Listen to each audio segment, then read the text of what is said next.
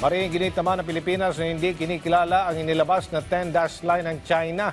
Lalo't hindi rin naman kinikilala ng Pilipinas ang nauna nitong 9-dash line. Ngayon pang ginagdagan nila, ginawang 10-dash line.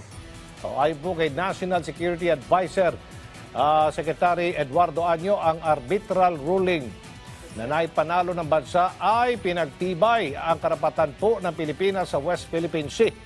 Binigyan din ng kalihim na patuloy na poprotektahan ang territorial integrity at sovereignty ng bansa. Kaugnay niyan, ikinagalit din ng mga senador ang naturang bagong mapa ng China.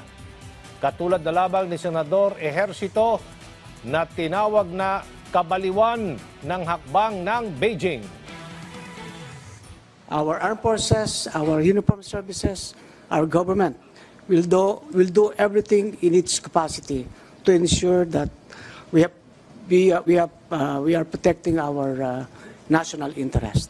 So again, we do not recognize the 10-dash line issued by the Chinese government. Sinakop na nila po yung India, merong border dispute din sila sa India.